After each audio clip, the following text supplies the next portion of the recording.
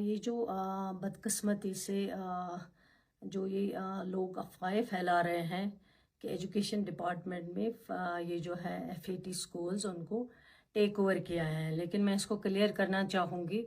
हमारा जो प्रपोज़ल था वो ये था कि ये जो 215 स्कूल्स थे जिनकी आज से 8 साल 6 साल पहले CID वेरिफिकेशन नेगेटिव थी और इसलिए इन स्कूल्स को लावारिस छोड़ा गया है। बार बार बच्चे आते थे, लोग आते थे और ये बच्चे जब इनका बोर्ड एग्ज़ाम होता था उस टाइम इनको बहुत दिक्कत आ जाती थी। इनको कोई फॉर्म जो है वो भरने के लिए तैयार नहीं होता था और बोर्ड इनको लेने के लिए तैयार नहीं होता था।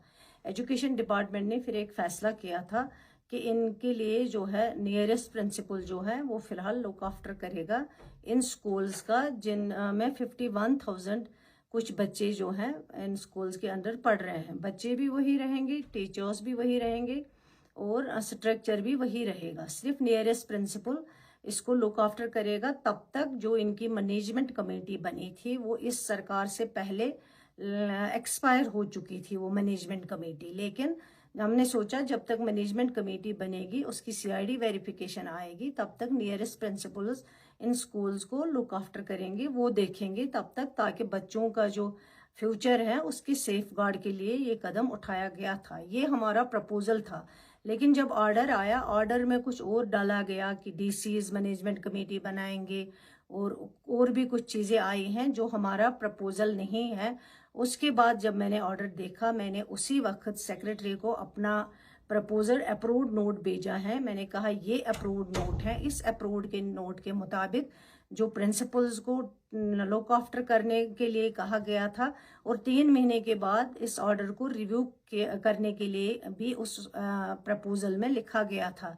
तब तक मैनेजमेंट कमेटी बनाई जाती और मैनेजमेंट कमेटी वेरिफिकेशन के लिए जाती और फिर ये स्कूल्स जो हैं वापस उनके हाथ में दिए जाते। सिर्फ प्रिंसिपल्स तब तक लुक आफ्टर करते जो नियरेस्ट है, लेकिन ऑर्डर में जो DCs कुछ और चीज़ें मेंशन की गई लुक आफ्टर, वो हमारा टेक ओवर वो एजुकेशन डिपार्टमेंट का एज मिनिस्टर मैं कहती हूँ सकीना ईतो का प्रपोजल नहीं है। मैंने जो अपना अप्रूव्ड प्रपोजल है वो मैंने उसी वक्त सेक्रेटरी एजुकेशन को भेजा है। मैंने कहा ऑर्डर इसके मुताबिक आना चाहिए, लेकिन ऑर्डर इसके मुताबिक नहीं आया हुआ है। इसलिए मैं उन लोगों को बताना चाहती हूँ जो इसको इस वक्त बढ़ा चढ़ा के पेश करते थे, जिनके दौर में ये CID वेरिफिकेशन नेगेटिव आई थी, उन्होंने बात नहीं की, तब वो मिनिस्टर थे और उन्होंने कुछ आवाज़ नहीं उठाई और आज बेबुनियाद वो अपनी आवाज़ बुलंद कर रहे हैं, ड्रामा चढ़ा रहे हैं। और इतने बरसों में इन्होंने इन स्कूल्स के लिए, उन 51,000 बच्चों के लिए कोई बात नहीं की।